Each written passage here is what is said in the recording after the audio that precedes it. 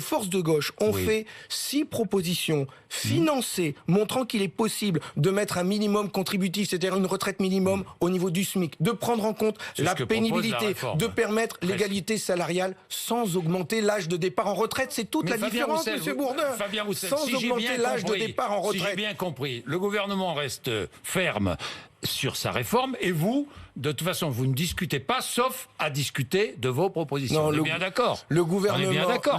Est-ce que oui ou non? Est-ce vrai, oui ou non? Nous ne voulons pas de cette réforme des retraites et nous voulons avoir le droit de discuter d'autres propositions. De vos propositions. D'autres, mais c'est pas les miennes. Et uniquement. C'est pas que celles du Parti communiste français. Justement, on a montré que nous étions plusieurs. Organisations syndicales, forces politiques, associations, a montré qu'il est possible d'améliorer notre système de retraite, d'améliorer les pensions des agriculteurs, des artisans, des Français, des ouvriers, des fonctionnaires, d'améliorer leur retraite, les femmes qui ont des carrières hachées, les femmes de ménage qui ont fait que du temps partiel, les aides à domicile qui travaillent 20 heures semaine, qui ont 900 € de salaire par mois, quelle retraite elles vont avoir? Qui auront plus à la retraite. 1000 € elles vont avoir, on va faire leur réforme de retraite, c'est fabriquer des pauvres, des retraités pauvres. Aujourd'hui, il y a 30% de retraités qui ont moins de 1000 € par mois. Demain, ce sera 50% avec eux. Qui auront moins de 1000 €, non? Mais qui vont avoir 1000 €. Bon, 1000 € par mois. Roussel, Comment peut-on vivre dignement aujourd'hui? Et à côté de ça, Bernard Arnault?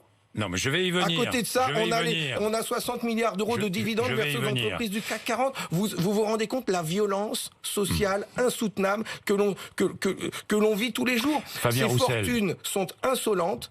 Et à nous, on nous demande de faire des efforts, de travailler plus longtemps, d'accepter d'avoir des pensions de misère. Mais les Français sont en colère pour tout ça. Fabien Roussel, il faut continuer les grèves, la mobilisation, les manifestations. Pour vous, c'est clair. Il n'y a pas de. Je regrette. Il n'y a pas d'autre solution. Il n'y a pas d'autre solution. République, qui est je vous pose la question. Oui, non. Démocratie, le gouvernement et le président de la République auraient dû entendre et comprendre que les Français n'en veulent pas. Vous ne me répondez pas.